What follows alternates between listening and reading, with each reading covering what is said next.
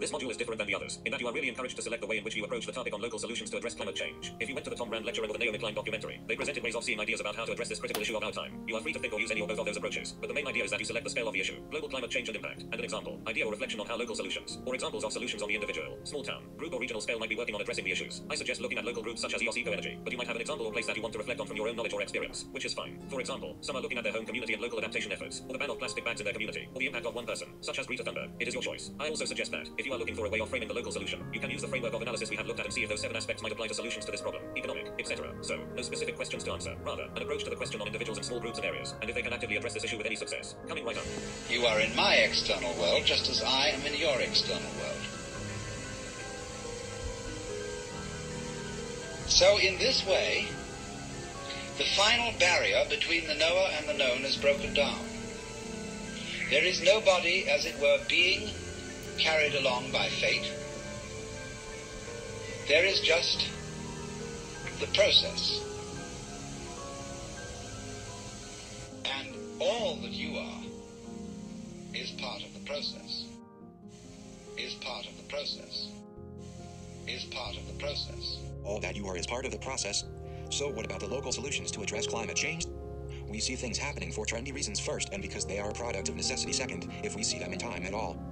Things such as the Tom Rand lectures and books and or the Naomi Klein lectures. Doing things for other than selfish reasons may not come so easily as those such as Naomi expect. Unselfish is only one of the ways of seeing. And where do we get the ideas about how to see the world? Dialogue. And its teaching is a method, not a doctrine. Discord, frustration, something like that. That's always the problem, you see. And this, because of suffering, is the reason why human beings seek out teachers and saviors. I hurt, and I don't want to hurt. So then the teacher replies to this problem by saying, you suffer because you crave things. Trishna, T-R-I-S-H-N-A, from which we get our word thirst. Trishna, craving or desire, is the cause of suffering. That's the second truth. That the real path, the middle way, the meaning of the middle way is that it's the path that can't be followed. Because to get you onto the middle way, I have to get into a dialogue with you, see? And you say to me, because after all, it's always the student that raises the problem, not the teacher. You say, well, now what's the right thing to do? I say back to you, why are you looking for the right thing to do? Then you have to consider your situation, where you are. You say, well, I'm looking for the right thing to do because I feel that I'm in the wrong situation. I don't have peace of mind. Why do you want peace of mind? Because my mind is disturbed. Then in other words, you as a disturbed mind are trying to find peace of mind. Your quest for peace of mind is the same thing as having a disturbed mind. Now, if you don't have a disturbed mind, you won't ask for peace of mind. Well, how can I quiet my mind? Why are you asking to quiet your mind? Because it's disturbed. You see where you are? So in this way, by this dialogue, the guru, the teacher, brings a person back to center.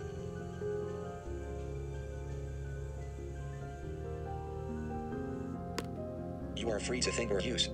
You select the scale of the issue. You are free to think or use. You select the scale of the issue. You are free to think or use. You select the scale of the issue.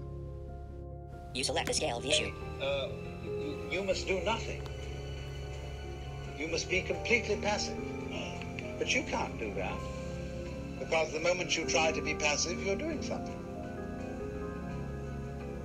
So you get into the state which they call in Zen Buddhism a mosquito biting an iron bull. Or as we would say in our Western idiom, the state when the irresistible force meets the immovable object.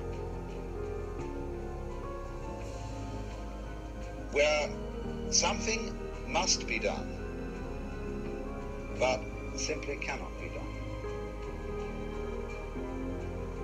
And in this state of maximum frustration, there is an opportunity to understand the situation. To understand, maybe 3,000, 4,000, 5,000 years ago,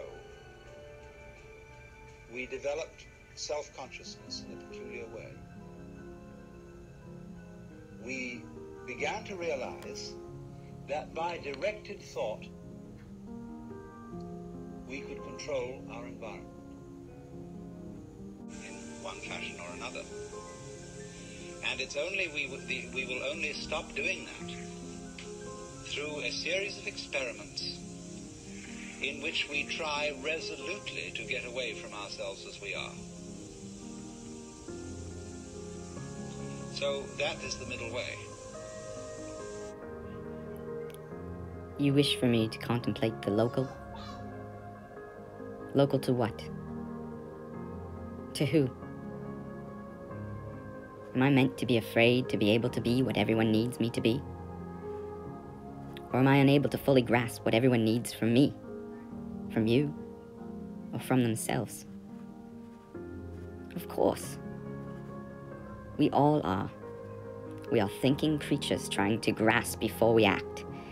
We must test the branches and check with our mates for encouragement before we swing, before we act. We are compelled to inquire. The problem was never this trait. We are much of what we pride ourselves for because of this persistent and cautious curiosity. If we should not be able to rely on our creative deliberations, and all the time they consume in their wake, what trait then should we use? Do the daring go forth traitless? Trying to meditate away the inner dialogue of our self-aware? Is the hopeful one meant to have faith that all humans will fall into one of these three categories immediately? The spiritually enlightened enough to grasp the concept of total living unity with the global ecosystem? Or perhaps the one who comes to meaning through intellectual strain, in which they come to the logical conclusion that the time to act has passed. And even though we have acted, all actions have not been positive enough to not be cascading in an unhealthy place for our species, which will have a net negative or endgame scenario. Or maybe from the ignorant, incompetent, and naive will be subjected to cradle-to-grave authoritarian rule, which will likely range in severity depending on the local culture they are located in. Oh, and the intellectuals that lack the first thing and try to take advantage of the system are subjected to discouraging consequences. Sounds disparaging, but that's the way forward. The longer we wait, the less people will fit, or be willing or able to fit into the first two categories, and the likelihood of the third category being swayed by the charm and cunning of the fourth increases exponentially. Loving and authoritarian guidance and encouragement towards a sustainable and cohesive equality-seeking cohabitation of the planet, with the best for all living things considered without favor but understanding the ultimate responsibility that we have as the only known organism that is aware of their footprint and can potentially do the most things to ensure the most life gets the most out of life for the most amount of time. That is our responsibility. And that sounds hard. That sounds hard, they said. They said when one asked if we could conquer nearsightedness, and this led our eyeballs all the way down to the atoms, and our mind's eyes even deeper, to quantum levels of sight. That sounds hard, they said, that to the one who dreamed to see beyond the distant horizon, and now the imagination is the only limitation to unlocking the concept of infinity.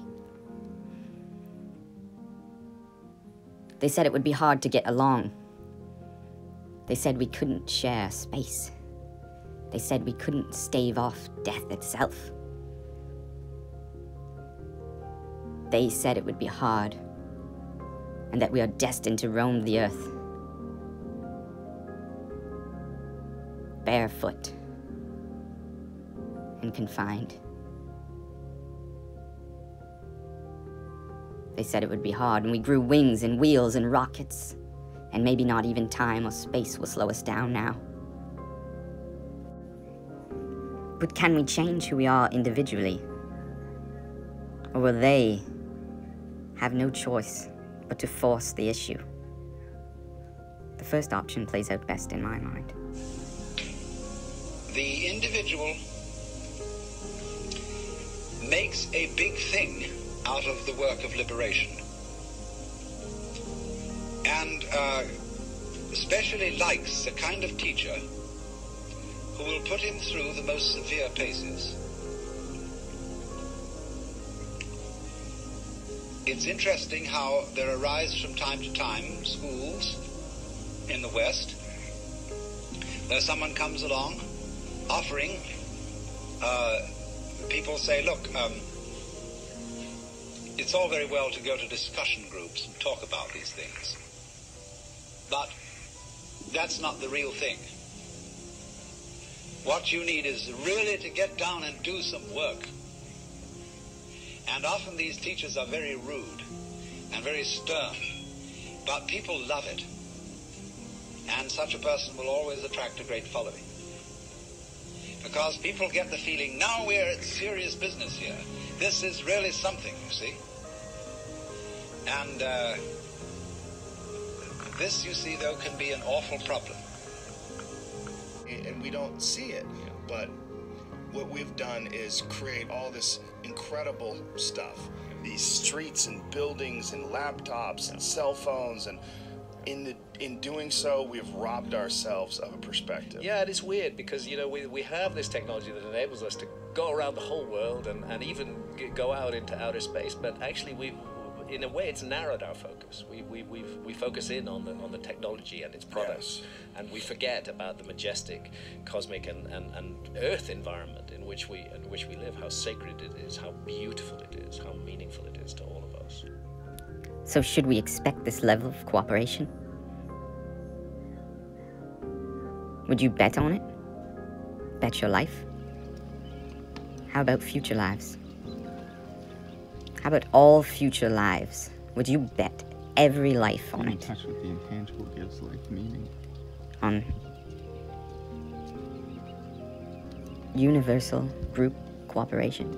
The more you try to touch it, the more hope you get. No, you wouldn't.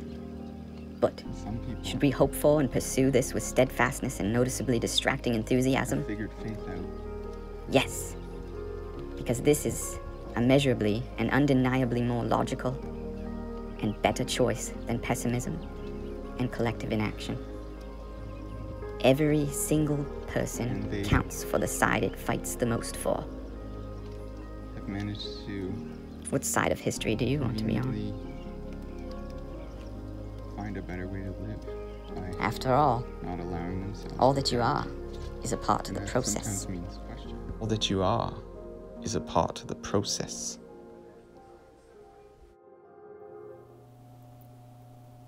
When making this video, I set out to maybe spark up a flame inside the individual that had the potential to burn through a whole community. Whatever that community might be. And that's everything. All right. Thanks for watching. Awesome. Thank you for your help.